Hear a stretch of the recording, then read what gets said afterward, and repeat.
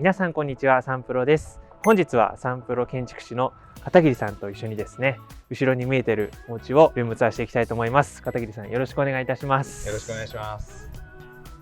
外観からいきたいと思うんですけれども、まず色味ですよね。ベージュというんですか、すごい落ち着いた色合いですよね。そうですね。本当に大人っぽい落ち着いた質感のある塗り壁になってますね。外壁に使われている木材は無垢材ですか？はい。杉のはめ板を今回も使わさせていただいてまして、色がチーク色を使っております。木材と塗り壁のコントラストが効いてますよね。そうですね。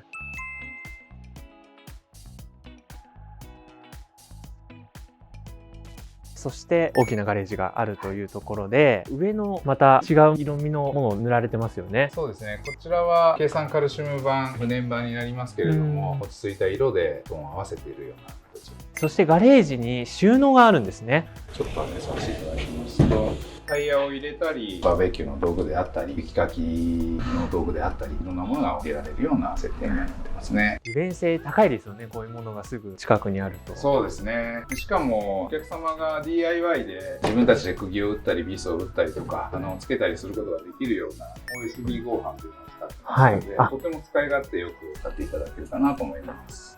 そして中庭の方に進むとウッドデッキもあってかなり広いスペースありますよね。今回ガレージが南側にあるという配置になってますので、本来リビングは南側に面した窓が大きく欲しいなというところがあるんですけれども、なかなか上手に作りづらいところ、あえて中庭という形で光をしっかり取り込むようなスペースを作りました。L 型というか、この字型というか、そういったような間取りになっていますね。ウッドデッキなんかも斜めに施工することで芝の部分もしっかり取れるようなお庭にしてます。外観の造形もそうですし、太陽光取り入れるっていうところの両面をカバーされてるっていうところが設計のこだわりを感じました。そしてこの面やっぱりかっこいいですよね。2階の窓のところを少し凹ませていて、板張りで少しアクセントをつけている、ここら辺がすごく特徴的な外観になってますので、入っていただくとまたそこら辺の雰囲気も感じていただけるかなと思います。楽しみに後ほど見たいと思います。玄関スペースの方行きたいと思うんですけれども、ガレージからまずつながっているので雨風なんかも気にせず使えますよね。そうですね。雨に濡れずに雪に濡れずに家に入れるというのは本当に便利でいいですよね。では早速中の方にご案内よろしくお願いいたします。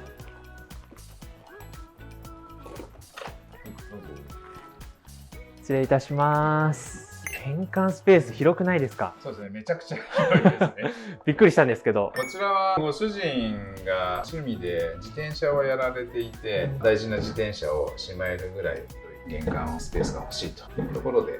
まず高級感あふれる椅子ですよね。はい、そうですね。玄関のちょうど上がりがまちのところにベンチが欲しいなんていうお客様多いと思うんですけれども、今回は豪華にベンチを作らさせていただきます。すごいホテルなんかにありそうな。そうですね。もうまさにホテルライク作りになってますね。でその背面にまた木材が敷かれているんですけど、これもかっこいいですよね。そうですね。リブ材でこうした形ですごいかっこよく高級感あふれてますね。また凹凸がかっこいいですよね。そうですね。この辺もぴったり整ってるので造作の強みですよね。そうですね。そしてハイドアの収納ですよね。光沢感あるグレーなんですかね。そうですね。表面のグレーのハイドアになっているので、中も見たいと思います。収納スペースとしてはかなりありますよね。そうですね。奥行きがあるんで手前には長いものとかも置けたりとかしますので、ゴルフバッグなんかも置けたりするようなスペースになってますね。手前は少しくぼみがあるので、そうですね。下のところにちょうど傘を引っ掛けられるようなハンガーもついてますので。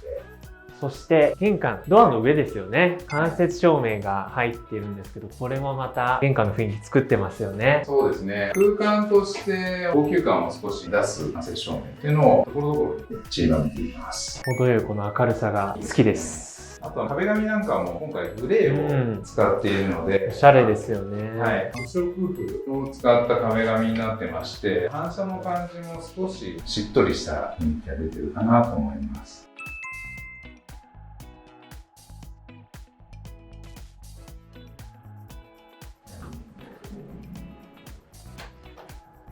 はい、リビングなんですけれども、めちゃくちゃ素敵な空間ですよね。天井も吹き抜けになっていて、開放感抜群ですね。8畳ほどの吹き抜け空間になっているので、かなりリビングが広くかなと思います。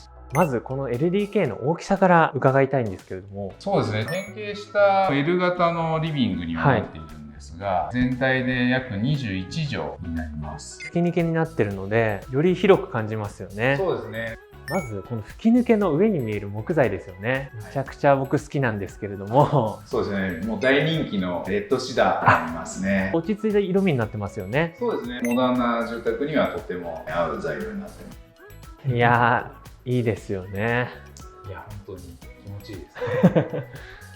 このお家多分ハイドア特徴的だと思うんですけど、ハイドアの種類が2階も1階も2、3種類ありますよね。ありますね。ちなみにこのメーカーさんとかあるんですか？神谷コーポレーションのフルハイトドアというドアになりまして、サンプロではモダンなお家ではよく使っているようなメーカーさんになります。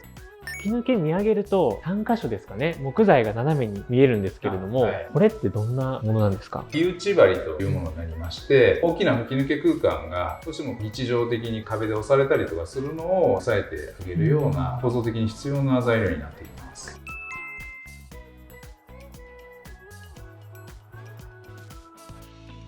でもこの部屋本当にあったかいですよね。このニッチスペースの下ですよね、空間を温めてくれているものが見えてるんですけれども、こちらもちょっと開けさせていただきますが、サンプロの住宅ではもうおなじみになってますけれども、はい、床下エアコンになっていますね。壁掛けのエアコンを床下の方に持ってきて、家全体をこのエアコン1台で温めるような、そんな仕組みになっております。こういった風が漏れていかないような囲いもですね、これがあるとないとでも床下エアコンの効果っていうのは全然違ってきますので、メリットがたくさんあるっていうところですかね。ですね。お客様の本当に半分以上の方が床下エアコンを実際に体感していただいて、本当にこれいいねっていうことで採用いただいてるんですけれども、やっぱ壁掛けエアコンに比べて足元から温まるようなのが床下エアコンの特徴になりますので、本当に足元から暖かい床下エアコン気持ちいいと思いますので、皆さんぜひ採用していただければと思います。暖かさの幸福感が違いますよね、足元からあるのとないのでは。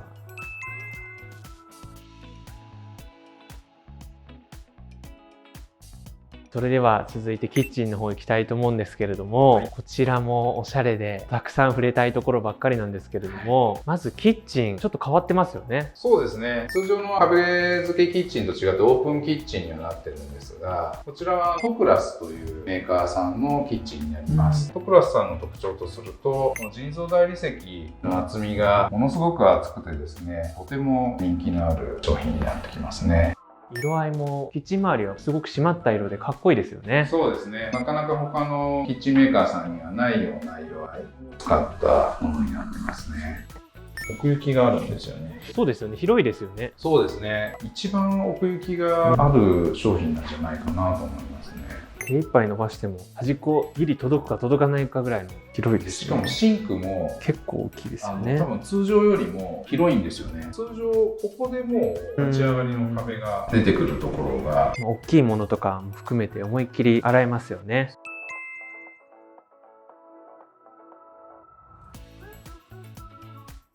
そしてこの辺の照明ですよね。すごくおしゃれで黒でまとめられてるんですけれども、違った照明使われていて、そうですね、こちらは奥様たっての希望で女性らしい丸みを帯びた照明器具をぶら下げたいなというところで使っておりますね。グラデーション効いててすごい素敵ですよね。ですね。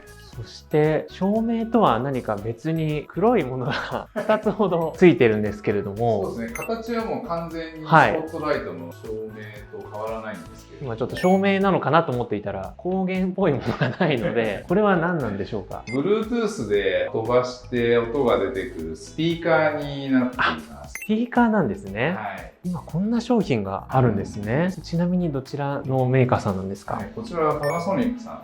キッチン横ですね。またニッチスペースで上間接照明なんかもあるんですけれども、はい、この辺は何か設置されるような予定なんですか？ちょうどここの部分に電子ピアノを置いてですね、楽譜なんかを置けるようなスペースとして、なるほどですね。本棚スペースを設けています。おしゃれですね。楽譜置くにはなんかまたワクワクするようなスペースですけれども、間接照明に照らされながらここでピアノを弾かれるんですかね。素敵な音色が流れてきて、いいですね。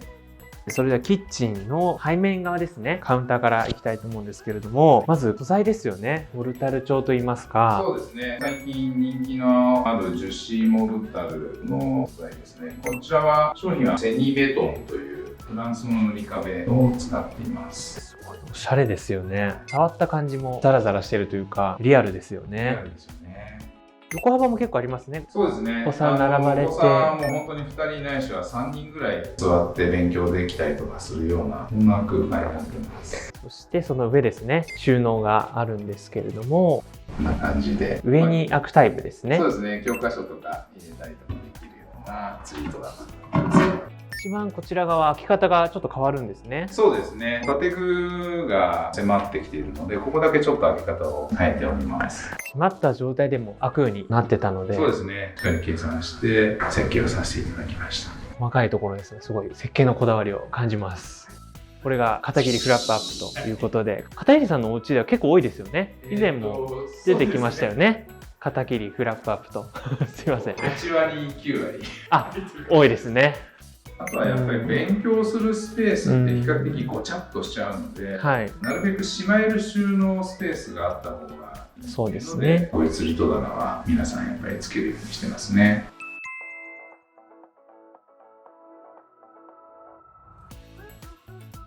そして続いてカップボードですね。この辺も素材がずっと続いてますよね。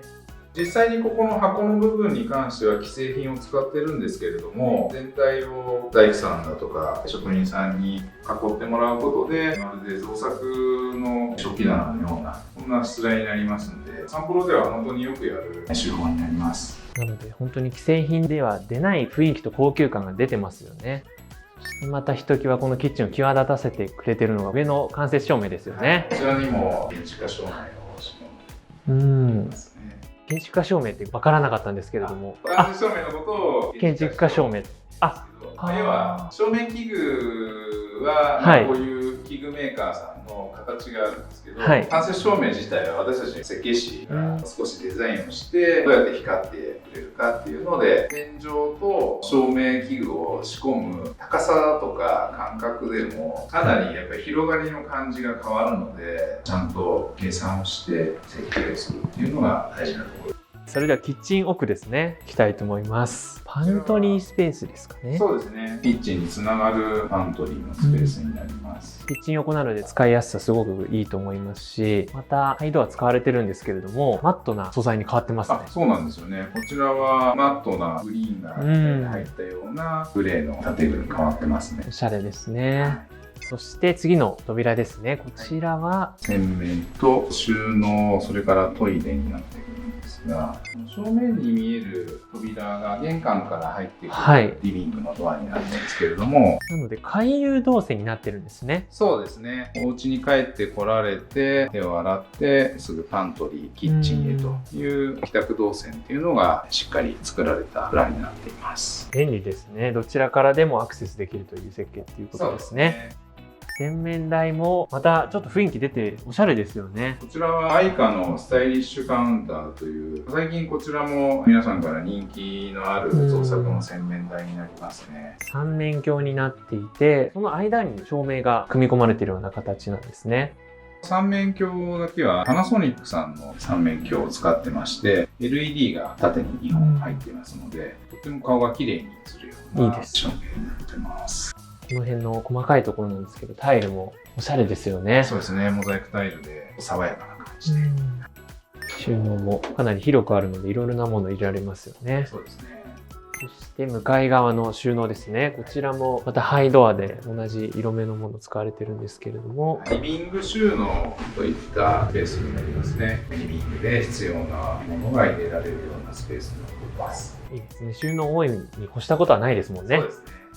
そしてもう一個扉あるんですけれども、こちらは手洗いですかね。そうですね。一部階段下を利用したトイレのスペースになっています。トイレもまた雰囲気ありますよね。そうですね。落ち着いた感じで、ちょっとシックでかっこいいですよね。こちらはトイレットペーパーだとかを入れたりできるような壁内収納ですね。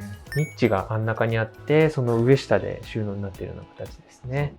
トイレの床の色もまた少し切り替わってるんですけれども、こちらはですね、フロアタイルといって樹脂系のタイルになります。サンプロではよくこのフロアタイルというものを使ってクッションフロアに比べて高級感のある素材になりますので。 LDK の床材聞いてませんでした。この素敵な床材またちょっと聞きたいんですけれども、こちらはオークの床材になります。商品名で言うとドナオークという床材になりますね。色合い本当にスタンダードな感じでいいですよね。そうですね。木目の感じもすごく素敵ですし、色合いもいろんな家具にも馴染む本当にいい商品かなと思います。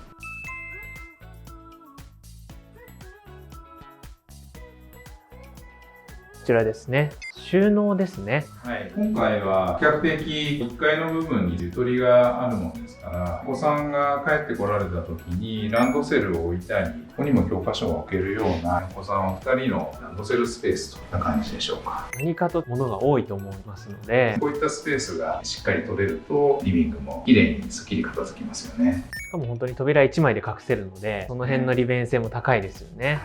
続いてこちらの隣の扉ですね。1階の水回りスペースですね。先ほど洗面台トイレの横にもありましたが、こちらは洗面脱衣兼ランドリーといった形で 3.6 畳の広々空間になっています。スペースかなりゆったりしてますよね。そうですね。普段洗濯をして干して、あんまり狭い空間で干してもね、窮屈な感じになりますので。テーブルが L 型になってるんですね。この部分でアイロンをかけたりすることもできるようにカウンターをしっかり伸ばして使いやすくしています。洗面台も向こうと合わせて大きいのが2つあるので、朝も混雑しなさそうですね。そうですね。3人が立っても大丈夫なようにっていうことで、洗面空間をなるべく広めにという要望で作らせていただきました。なるほどですね。水回り空間は爽やかにというところで、これはもう奥様たってのご希望で明るい空間にさせていただきます。これカラーガラスでホワイトのこういう白い乳白のガラスなんですね。本当ですね。皆さんタイルを使うケースが多いんですけれども、ここはもう爽やかにガラスを採用しています。本当にクリアで綺麗に使いたくなるような空間になってますよね。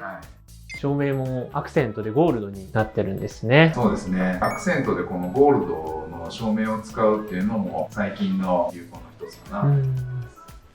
ユニットバスの方を開けていきたいと思います。清潔感あって綺麗な色合いですね。そうですね。爽やかな感じで洗面所と色がつながっているような感じになってますね。TOTOのサザナという商品で、床が柔らかいホッカラリ床という床を採用してますので、柔らかさが全然違います。もう一歩踏み入れたらわかるんですけど、はい。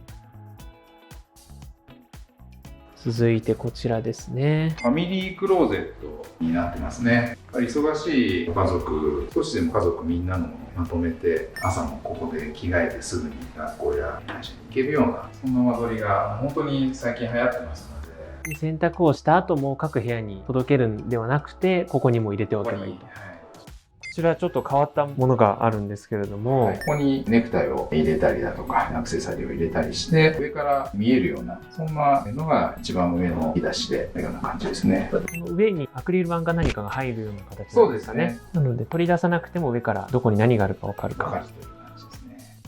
今2月なんですけれども、お家の中全くそれを感じない暖かさなんですけれども、その秘密をちょっと伺ってもいいですか。まずこちら大きな窓があるんですけれども、この窓自体が樹脂サッシになっております。すごく気密性の高く断熱性の高いサッシになってますので、ちょっと開けますけど相当重たいサッシになってますね。ガラスが三重になっている、いわゆるそのトリプルガラスというのを採用させてもらってます。断熱材は今回もサンプルの標準のセルロースファイバーを採用しています。壁の厚みが 105mm ありますけれども、105mm の壁の中にパンパンにサンドバッグのような形で、この中にぎっしり詰まってるんですね。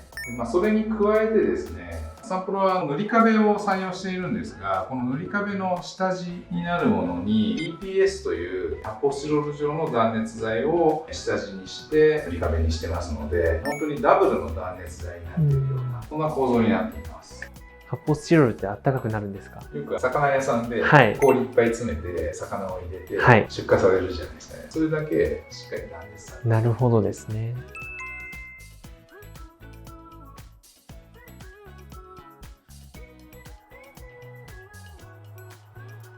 はい、2階の方行きたいと思います。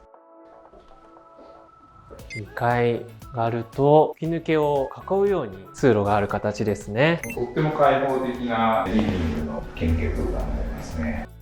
実はこの通路の部分にはもう一つ大事な要素がありまして、全てこの通路の部分まで吹き抜けになってしまうと耐震がうまく取れないという可能性が出てくるものですから、そこの部分もしっかり許容力度計算の精密な構造計算をして床をしっかり張る必要があるという計算がされて、あえてこの部分を通路にした感じです。そういった部分を含めて設計されてるんですね。そうですね。構造も考えながらうまくデザインに取り入れるということも考えて設計をしています。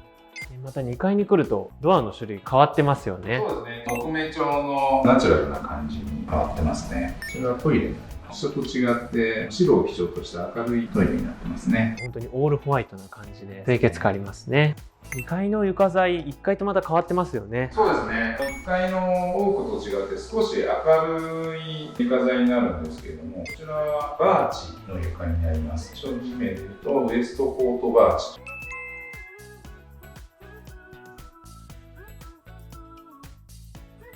続いてこちらの扉ですね、行きたいと思います。子供部屋になりますね。可愛らしい壁紙が採用してます。収納はオープン型を使われてるんです。コレドをつけるケースが多いですけれども、こういった形で建具をなくすと部屋が広く見えますので、今回ここの収納の部分コレドをなくすことで約6畳ぐらいの広々子供部屋になってますね。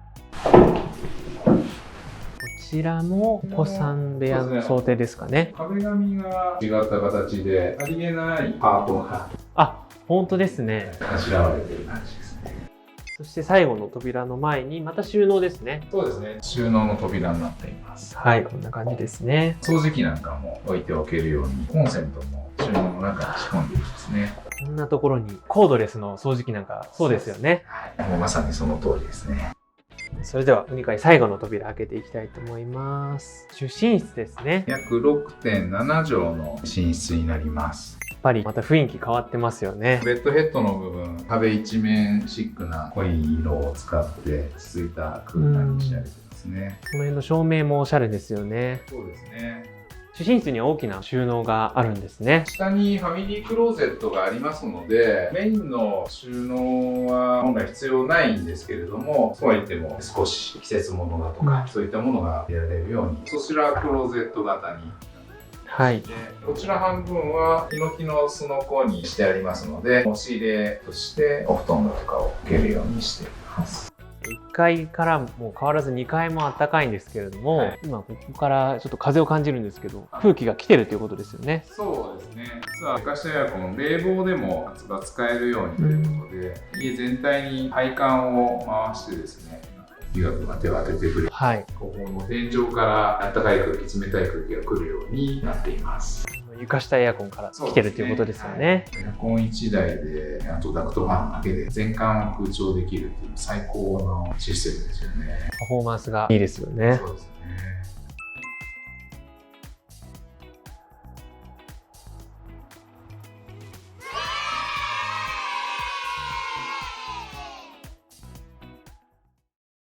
それでは片桐さん、一周回らせていただいてありがとうございました。改めてですね、今回こだわられたポイントをもう一度お聞きしたいんですけれども、今回間取りのところでまず南道路に面したお家にガレージをつけるという、はい、今までにちょっとない発想のプランだったもんですから、本来南側にお庭が欲しいのに、はい、ガレージをつけなきゃいけないっていう、そこからどうやってプランを練っていこうかなっていうところが一番のポイントでした。そこをうまくデザインをして中庭を取ってっていうところが今回のお家の一番の特徴かなというふうには思います。あとは中のインテリアに関してはサンプルならではの木をふんだんに使った自然素材で、なおかつちょっと今回は高級マンション風の少し落ち着いた大人っぽい空間っていうのをコーディネーターと一緒に提案させていただいた。本当に入り口入った時からその印象は変わらないんですけど、本当に高級マンションのような雰囲気出てますよね。そうですね。都会的な雰囲気で今回は作らさせてもらいました。ありがとうございます。これからもですね、サンプロのかっこいいお家をルームツアーしていきたいと思いますので、チャンネル登録と高評価、またこのルームツアーにですね、関するコメントや質問等あればコメントいただけると幸いです。また次回の動画でお会いいたしましょう。ありがとうございました。ありがとうございました。